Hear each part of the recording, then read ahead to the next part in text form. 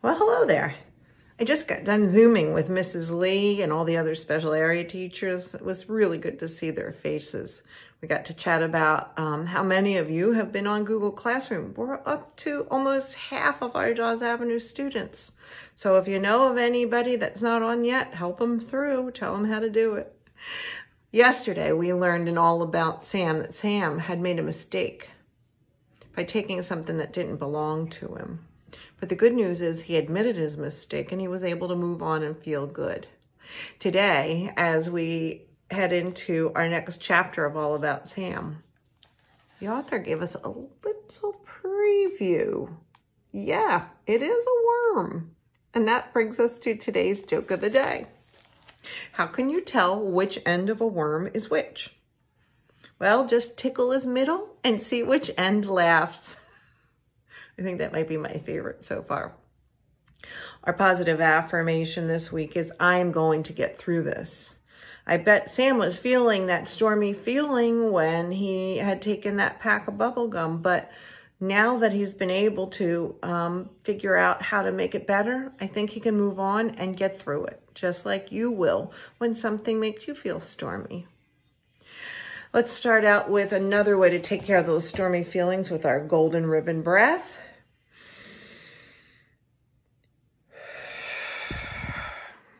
Shoulder rolls, loosen up your neck muscles from maybe looking at the computer for so long. I know that's happening to me.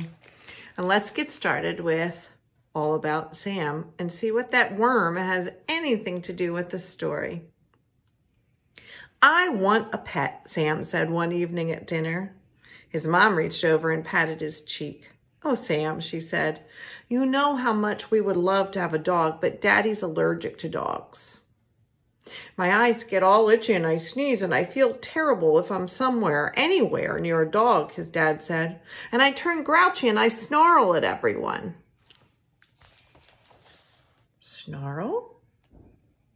Wonder what that means. You're right.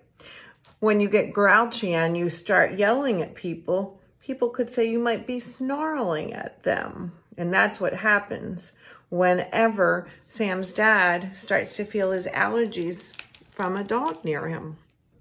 Same with cats, his dad said.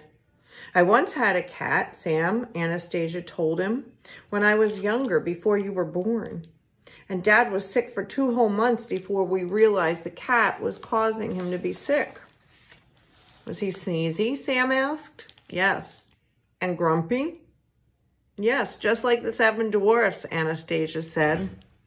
Did you have to kill the cat, Sam asked. He sort of hoped so. He hadn't wanted anybody's cat to be dead, especially for some reason.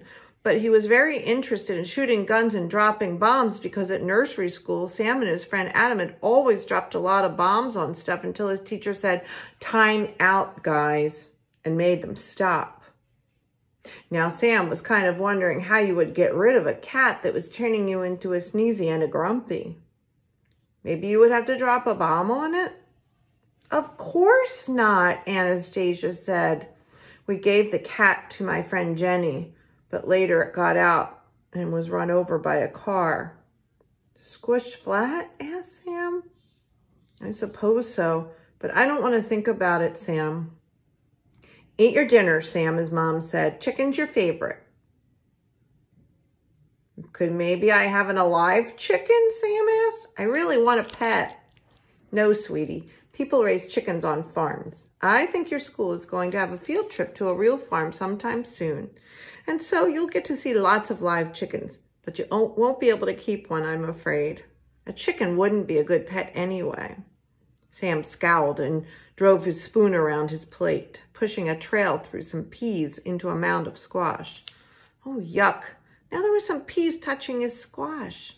He hated when his foods touched each other. The worst was when spinach juice got onto mashed potatoes and turned them green. No, the real worst was when the beets touched something. So Sam poked at his peas.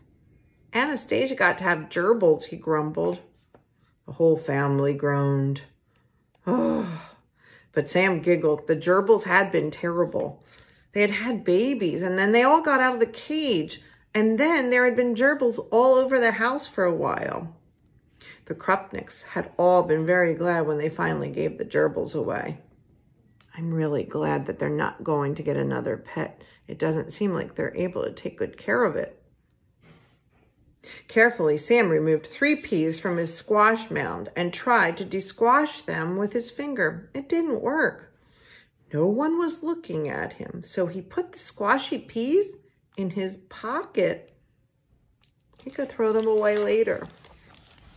He gnawed on the chicken leg and wished that he could have a pet. If he had a pet, it would be sitting under his chair right now, right this minute, and he could drop peas down and his pet would eat them and no one would ever know but Sam. A pet would even eat broccoli, Sam thought. You know how much that Sam does not care for broccoli. Remember what he did with it when he was living in the apartment? Right under the rug. Well, let's tune in tomorrow and see if you can figure out what Sam is going to do about finding a new pet. You might remember a picture you saw at the beginning of the chapter. See you next time.